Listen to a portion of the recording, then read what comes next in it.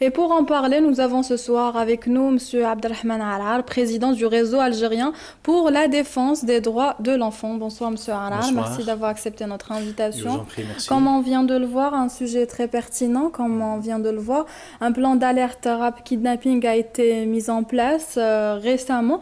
Un autre plan existait auparavant. Quelle est la différence entre les deux, M. Arar?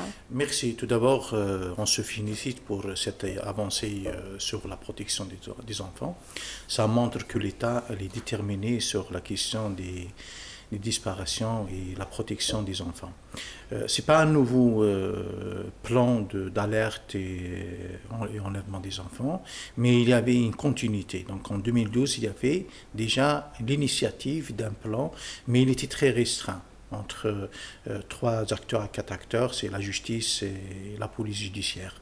Maintenant, cette orientation a élargi le nombre et les différents acteurs. Donc il est devenu un plan pluridisciplinaire, multi-acteurs qui intervient par rapport à l'enlèvement des enfants.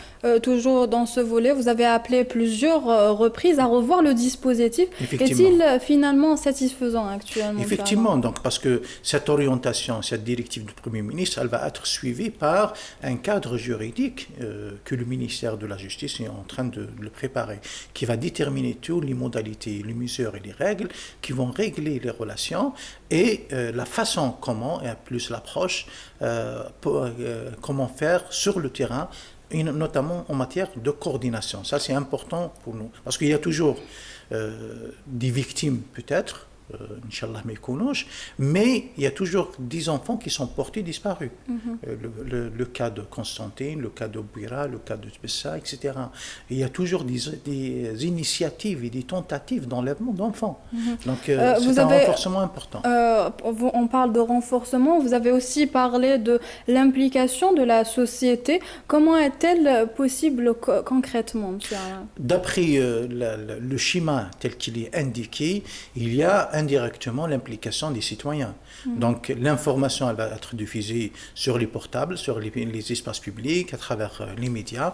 Donc il y a une obligation pénale de que chaque citoyen soit témoin d'un acte d'enlèvement ou bien il possède une information sur la situation et il doit donner l'information à la police judiciaire ou bien à la justice, sinon il devient impliqué dans l'action. Déjà c'est une avancée en matière judiciaire et juridique et en matière d'implication des citoyens. Pour être plutôt simple et direct, à votre avis, est-ce que c'est la solution adéquate à ce phénomène, M. Alain? C'est parmi les solutions, parce que nous sommes en train de construire un système durable, un système pérenne qui va rester pour les générations, qui va lutter contre la criminalité et la délinquance dans notre société. À 80%, c'est un système qui va être très efficace, mais il y a d'autres mesures qu'il faut mettre en place pour éradiquer toute forme d'enlèvement d'enfants et qui touche la vie de nos enfants. La peine de mort est-elle la solution? Parmi, parce que la peine de mort, elle existe sur le code pénal.